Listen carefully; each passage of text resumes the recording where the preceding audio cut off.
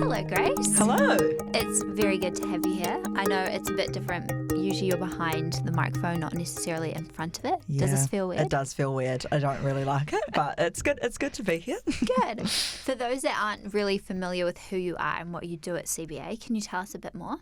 Yes, so I'm Grace, and I've been at CBA for almost 2 years now as a creative producer.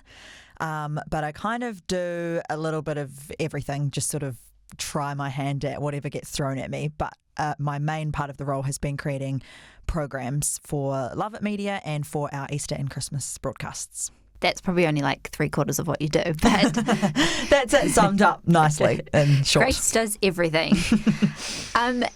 Can you tell us like a little bit about yourself? Where have you come from before you ended up here at CBA? Yep. So I grew up in a tiny little town called Waipokoro in Central Hawke's Bay, and I'm the oldest of 5 kids and have grown up in a Christian family where my parents do a lot of work in the community with young people. So my house was always open to young adults and teenagers that would just come in all the time. And so that was a really fun environment to grow up in. And I think that has shaped a lot of the places that I've gone on to be part of, the communities I've been part of since leaving. So I left and went to university in Wellington, Massey University, and studied a Bachelor of Communications in journalism. And I was part of an awesome church community there as well. And then I ended up moving to Auckland and ended up at the Venn Foundation Fellowship and then ended up at CBA. Wow. But we can go more into that. We definitely should go more into that. I suppose your probably first interaction with CBA was that scholarship. Is that right? Yes. So I actually applied once and didn't get it, and then I applied again the second year. Same. So I was awarded the CBA scholarship in 2016. And that was really awesome. I feel like it validated what I was doing, and to have these people that were amazing broadcasters were part of the CBA team, and all these people that I'd heard of that had gone before me that had got the scholarship, for then me to get it was really affirming for the pathway that I was on towards journalism, even though I didn't end up becoming a journalist, but still working in the media. And so I got that. And then part of the scholarship was a chance to go to the Venn Foundation Summer Conference. And I had no idea what this conference was. I had never heard of Venn before. I didn't know anyone who had gone. And I convinced my friend to come along with me. And we just rocked up to this conference. And it was a week long, and it just completely changed my life. And it sounds really cliche to say that because everyone says that after a conference, but this genuinely did. And it was not like any conference I'd ever been to before. It was theologically deep and rich. It was a chance to step back from what you'd always kind of known and ask really big questions about faith and work and what it means to be human. And it really just turned a whole lot of things upside down for me. And after that, I had 1 more year left of uni, and I did struggle to go back to uni, and I felt like I was this different person and I wanted to do all these different things. And I was going back into a community that was exactly the same, and it was just me and my friend trying and just not really feeling like we'd had enough time to implement this way of living that we'd encountered at the summer conference. And late that year, I was figuring out what I was going to do when I left uni. I had no idea. And I was approached by Venn, and they suggested that I apply for the residential fellowship, which is then what I did. And that is a 7-month course where you come up to Auckland and you live in the beautiful Venn house with up to 12 other people. And it's kind of like an extension of the summer conference, but just longer and deeper, and feels like a 7-month long retreat.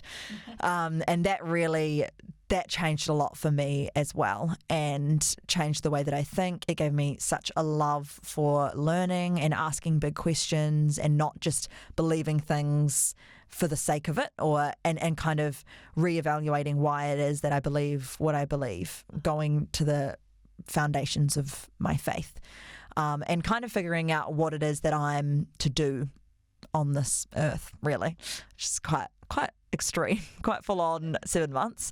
But part of that 7 months was a internship where we went for 10 weeks and worked somewhere else.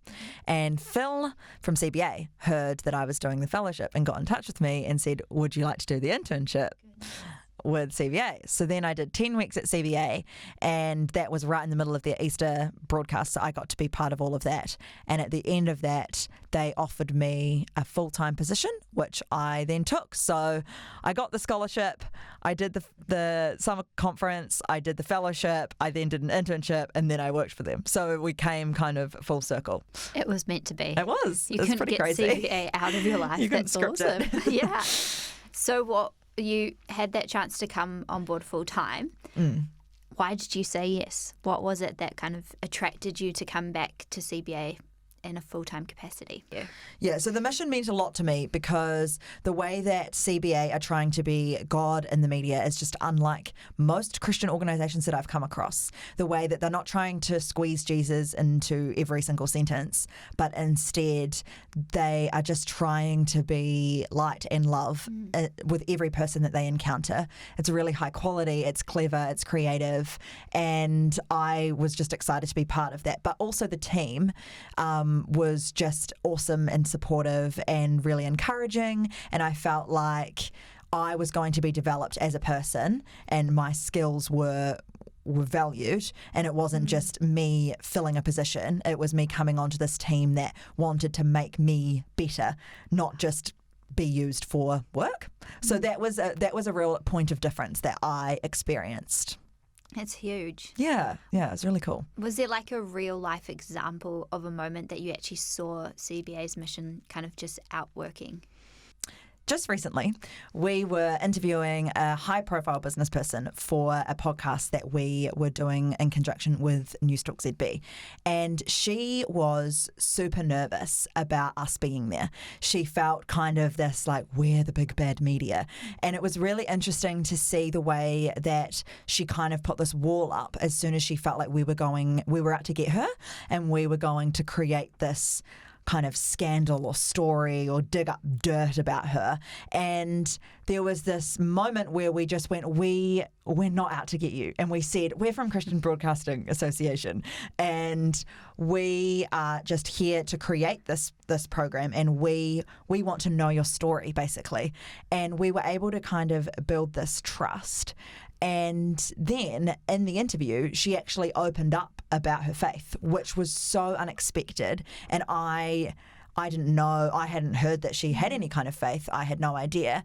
And it was just this moment it was just this magic moment, I guess, where the fact that the trust that was built between people that are supposed to be people of love paid off. Yeah. And we were able to have this awesome moment where she opened up, which I don't think would have happened if we hadn't been able to share who we were and what we were about. And I think that is an awesome part of CBA's mission, is that it's very countercultural when it comes to the kind of stereotypical media. And we're not about criminalising the media. We don't think the media is a big bad entity, but often the media does dig up scandals and is out to get the kind of ugly side of the story. And what I love about CBA is that in every program, in every interview, and every show, it's all about finding the good and the beauty and creating meaningful moments,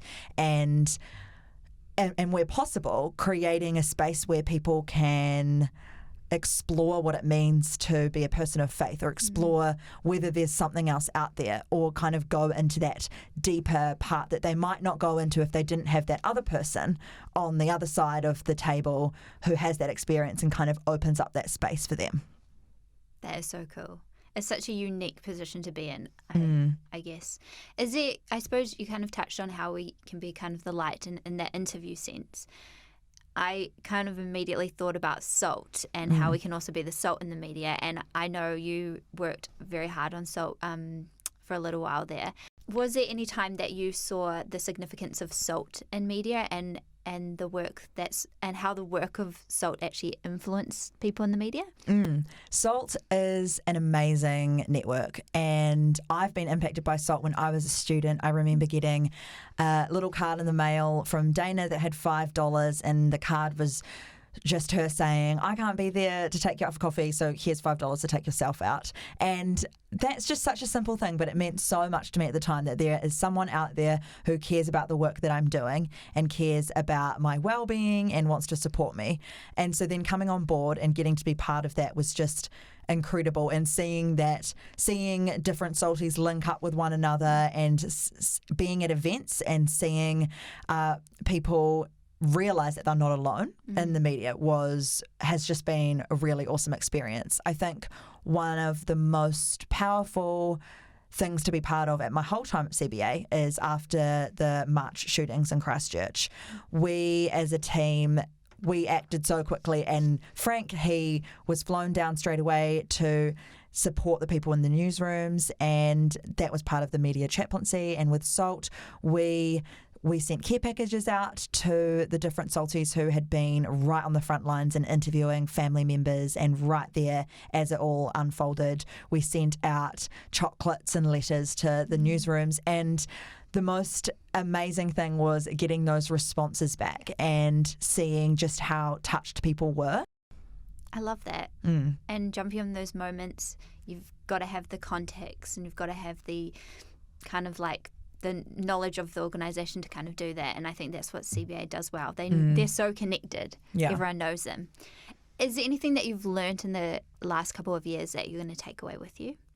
Time and time again, we have aimed ridiculously high for some of our projects, and I've always kind of been sitting there like, really, like this is just not going to happen. Like, for example, we're getting the Prime Minister to record a rhyming verse for a Dr. Seuss style radio broadcast. Like, it's just ridiculous when you think about it. And it's led to me thinking it's perfectly normal to expect that someone like Oprah would want to be on our show, and off I go to email her, because there's this sort of tenacity and boldness that the team has that is just wants to make the best possible programs that we can, and the team isn't scared to kind of aim high and make it the best and push the limits, I think. And so, yeah, I think it's the way that CBA strives for excellence in everything that they do is really important, and it pays off. It shows by all the awards that have been won, but it's also the quality of the conversation. We're not just there to kind of fill time in a talkback show. We're there to provoke deep thought and to have meaningful conversation and to seize every opportunity to be love to people in New Zealand. Do you have any messages for other supporters like your grandma out there? Like, they've been part of your journey, even though they probably haven't realised, from your scholarship stage through to working and Easter programming and right through now to your final Easter show. What would you like to say to them? Well, a big thank you. It sounds cheesy, but I genuinely wouldn't be here if it wasn't for the supporters, because the supporters make the scholarships happen, and I got the scholarship, and it's pretty humbling to think that there are all these people out there in churches around New Zealand supporting the work of CBA and making it possible for me to grow and to have these amazing experiences. Like, I got to be there and help with an interview with Hilary Barry. That was like a big fangirl moment. Like, yes. I've looked up to her as I dreamed of being a TV broadcaster, and little moments like that, and getting to be at the radio awards and getting to practice voicing and be random characters in our Christmas specials and all of those sort of things is only possible because of supporters. And I think I had heard about CBA, but it wasn't until I started working here and really engaged with what they are doing that I realised just how important this work is. And I feel like it's getting better and better. I think we're having more meaningful moments on air. We are connecting with we're connecting with broadcasters that aren't Christians, and we're building trust with them, and we're seeing that they really value and respect the work that we do, and just like we respect the work they do and support them. And so I think the work of CBA is so much wider than just getting the Christian message out there. It's really kind of bringing arms around the entire media industry. That's sort of what it feels like. And it's the supporters that make up those arms. It's the supporters that are able to kind of wrap around the industry in New Zealand. I'm so glad the supporters could hear your voice for the last time. Grace has a great radio voice. Thank you so much for sharing with us today, and we wish you all the best on your OE. Is there any chance we will see you again? I hope so. Oh, good. Got that on tape. Yeah, no, I have to. Thanks so much, Grace.